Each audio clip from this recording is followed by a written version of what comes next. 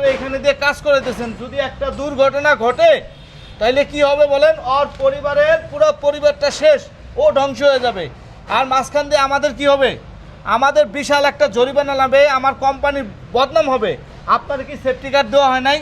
আরে বেল দেওয়া হয় নাই, ক্যাপ দেওয়া হয় নাই, জুতা দেওয়া হয় নাই, সেগুলো কোথায়? এগুলো স্যার বাসায় রেখে। বাসায় রেখে বাসায় রেখে আসবেন কেন? আপনারা কি সেফটি জিনিস কিনে দিছি বাসায় রেখে আসার জন্য? এই আপনাদের মতো কারণে, লোকের কারণে কি হয় জানেন? মনে করেন যে এই সাইডগুলো চলে, সাইডে কাজ করে, ছেলেপেলে কাজ করে, সেফটি জিনিস রাখে না, একটা দুর্ঘটনা ঘটে, মনে করেন যে তখন যা বদনাম হয় এই কোম্পানি। তারপরে এই যে এরা সেফটি কোনো কিছু দেয় না। হ্যাঁ, তোমার পরিবার আছে না? তুমি এখানে কয় টাকা পাবা? একটা রোজ দিলে 1000 টাকা পাবা। হাত যদি তোমার এখান থেকে হাত পা ভাঙে লাখ লাখ টাকা চলে যাবে, সেগুলো কে দিবে তোমারে? তোমার স্যার বললেই তুমি কাজ করবা? তোমার সেফটি আগে না?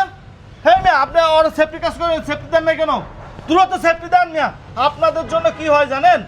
আপনাদের জন্য এই দেশে, এই সমাজে, মানে আমাদের বাংলাদেশের মানুষ সচেতন না। সচেতন না হইলে কি হয় যে আজকে যদি ওর একটা বড় দুর্ঘটনা ঘটে, কোম্পানির টাকা তো যাবেই যাবে এবং মামলা খেয়ে বসে থাকবে। আপনিও মামলা খাবেন মিয়া, ওর পরিবার মামলা দেবে না? তখন কি দেখবে যে ও কিভাবে কাজ করতেছে? আমাদের আগে সেফটি ইনশিওর করতে হবে।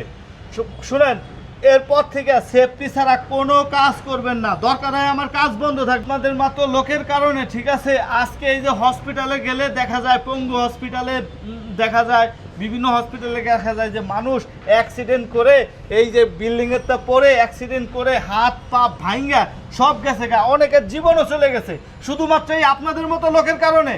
আমাদের দেশটা কবে ভালো হবে বলেন? যদি আপনারা নিজেরা সচেতন না হয়, আমরা যদি নিচেরা সচেতন না হই। আমি কি সেফটির জন্য কি কম টাকা খরচ করি? হ্যাঁ, আমি এত কোটি কোটি টাকা দিয়ে বিল্ডিং বানাইতে পারি, আমি কি সেফটির জন্য খরচ করতে পারি না? আমার কি এগুলো কিনতে পারি না? জান না, আর কখনো এরকম কাজ করবেন না। আমার সাইডে একটা সেফটি ছাড়া কোনো কাজ চলবে না।